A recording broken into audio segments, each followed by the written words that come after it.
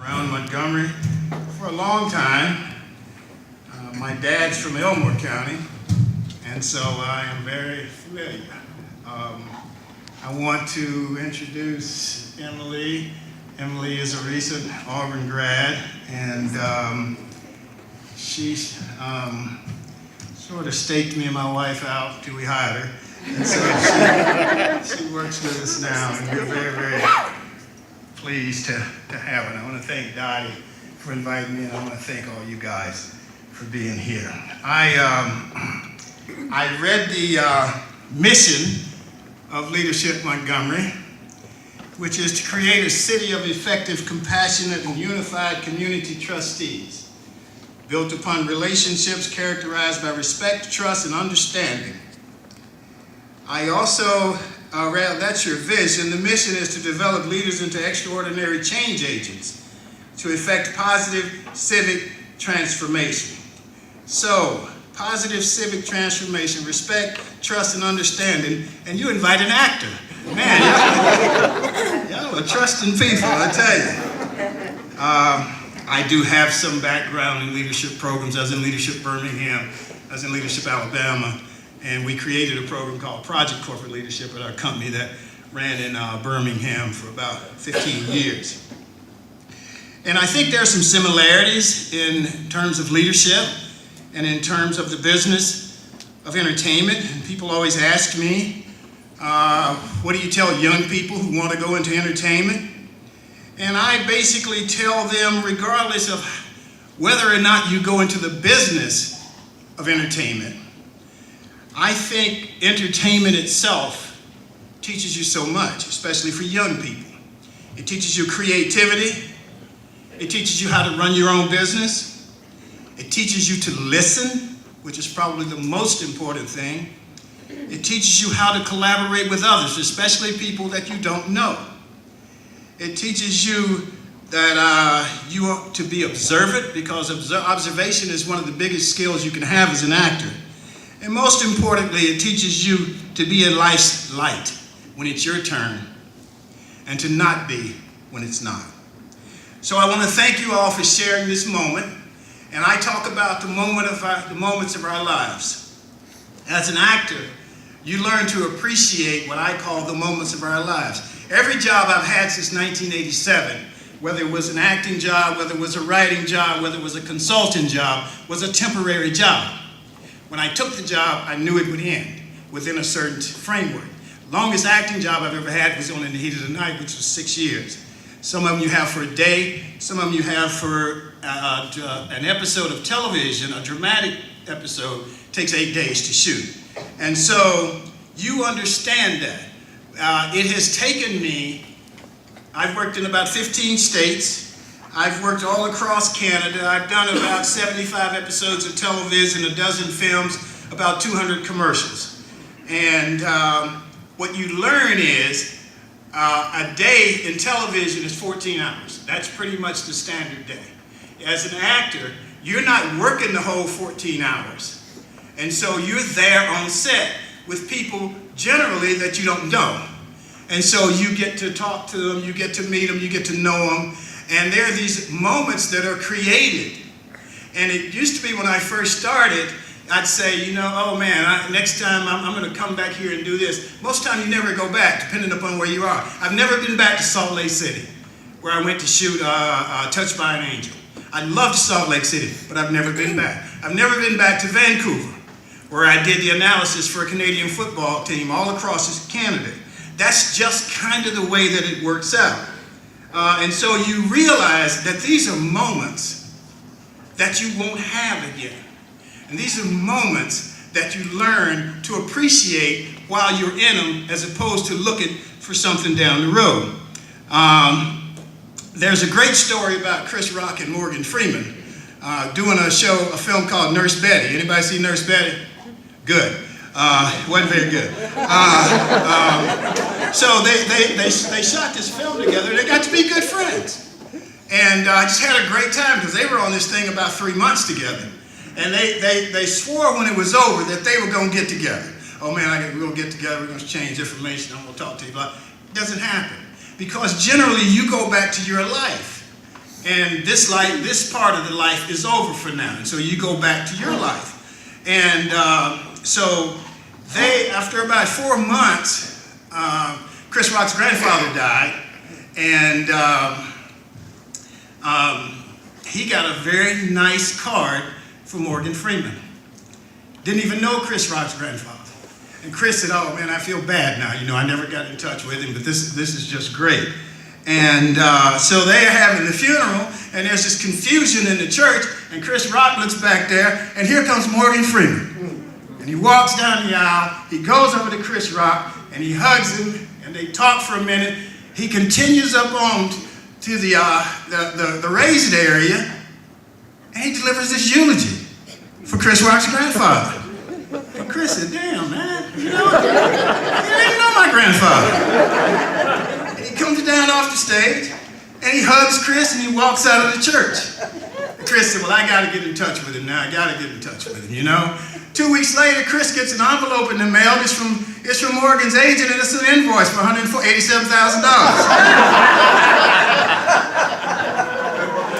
I have to tell you guys about the first film I ever did. I started in acting late.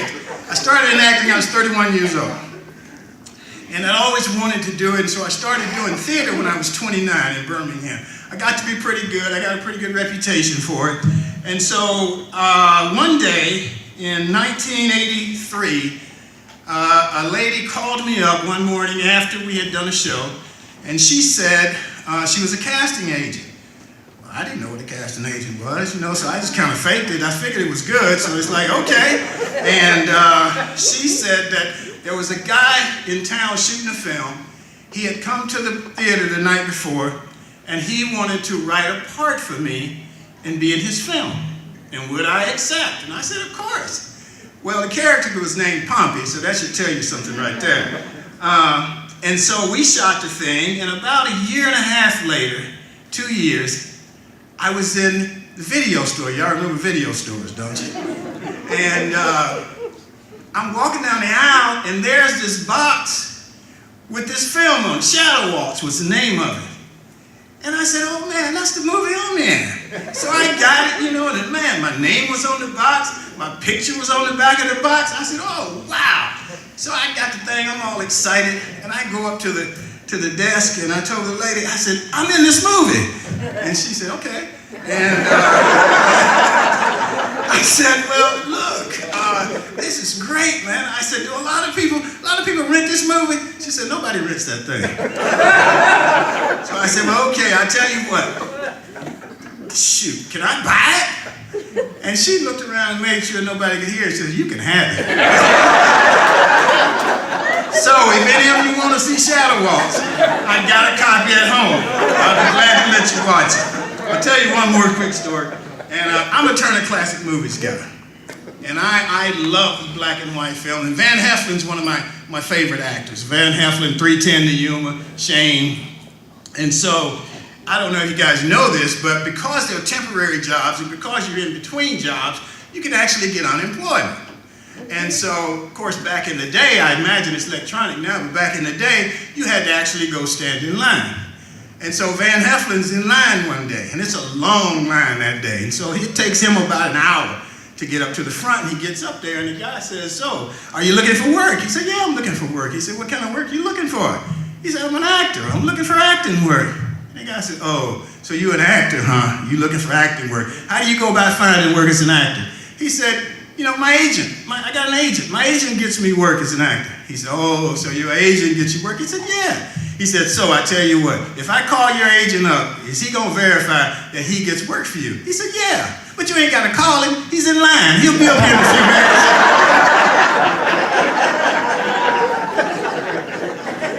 We've had a great run. Carol O'Connor was very good to me. He taught me television. I worked with Carol for 6 years. I then did a film called Miss Everett's Boys for HBO, which was about the Tuskegee syphilis study. That job took me to Los Angeles, stayed in Los Angeles for 15 years, and I was telling people, a lot of people don't know this about the business, but I've officially retired. We can retire, we get a pension, we get insurance, we get all that stuff that hopefully you guys get on your job. And so it's been a very, very good run for me. So I'll give you a quick capsule of my story. In the late 1960s and 70s, Auburn, like quite a few other southern universities and colleges, was going through integration. My story is a small part of that overall integration effort. I consider myself a storyteller, and I like to tell my story as a film. I call it the film of my life. See, we all get the opportunity to write our own story. Whether we write it as a film or we write it as a book, we all have the chance to write our story. A film is in 3 acts. Act 1 is the dilemma. Something happens in Act 1, which is the shortest act in the film. But something happens in Act 1 that propels our protagonist through the rest of the film. There's something that he or she needs to solve. Act 2 is what I call the struggle for self. We go with this protagonist throughout Act 2, hoping that they're going to find the solution to whatever it is, whether it's love, whether it's a sick parent, whatever it is. And then Act 3, of course, is the resolution. Hopefully there's a happy ending. And so I'd like to use that formula to tell my story. And I call this the film of my life. Act 1. We open on titles, and the titles say September 2014. We're in a boardroom, and a vote is being taken. The titles say Auburn University Foundation Board. So we go in for a close-up on our protagonist, and we hear the chairman speaking from the front of the room, and the chairman calls for a vote. It's unanimous that our protagonist has been elected and confirmed as the chairman of the Auburn University Foundation Board. We manage the university's money, about $750 million. We go in tighter on the new elected chairman, and we realize in a film, it's not as important what they say as it is what you see. And so we can let you know that this guy is the first African American to hold this position by never saying it. You know, we may just pan along the wall and you see all the pictures. And then you come to this guy and you figured it out already. And so we then come in close on our protagonist. And we push in close through his eyes, and we travel back 45 years to 1970. Act 2, the struggle for self. 1970, we travel to Alabama, where the cities of Birmingham and Montgomery and Selma and other southern cities and institutions such as Auburn University, the University of Alabama, struggle with the forthcoming change of integration. We see students on the Auburn campus. They are predominantly white. We learn that there are about 50 black students among a student body of about 14,000 students. We travel over to the practice fields, and we see both the varsity and the freshman teams practicing in the hot August sun. They're the usual football scenes of the crusty coach and his assistants whipping the young men into shape. The players include the usual suspects: the glamour boy quarterback, the all-American receiver, the burly linebackers, lots of grunts and groans and contact. The camera picks up a young black boy, one of 2 blacks among the 100 or so athletes on the fields. The young black boy, we realize, is our protagonist from the boardroom 43 years later. A montage of shots reveals that our young football player is a walk-on. He's only played his first game of organized football in the 11th grade. He has no scholarship. He has challenged tradition by attempting to do what no one who looks like him has done at Auburn, but also in the entire Southeastern Conference. The usual obstacles are there. The racist player who hates our protagonist for reasons even he does not understand. The culture of segregation, and little or no funds to afford school, and his quest to play football beyond the 1 year. Now, as in most sports movies, the young man is successful. He earns a scholarship in his first year, becomes a 3-year starter on teams that finish in the final rankings at number 5, number 8, number 9. His teams win 20 games and lose only 3 over a 2-year span, where they never lose a home game. He is the star receiver.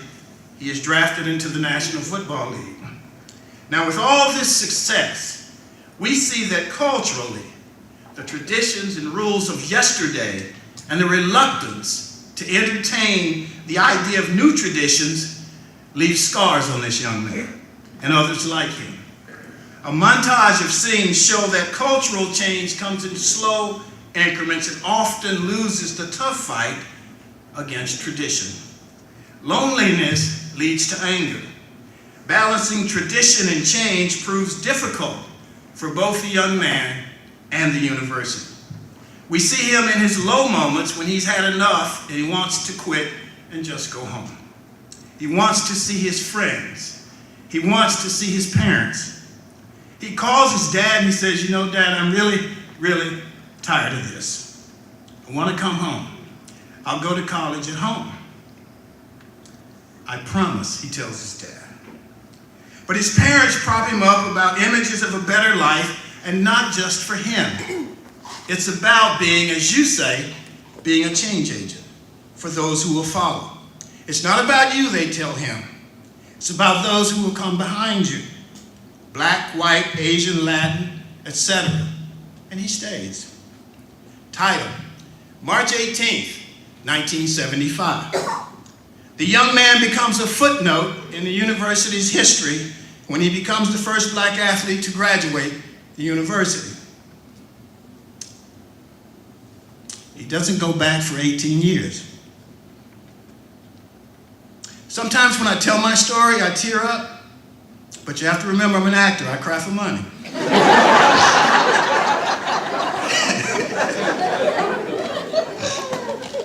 Fast forward to 1993, 18 years later. A letter arrives at the public relations firm the protagonist now runs as a young man. The letter is from the office of the president of Auburn University.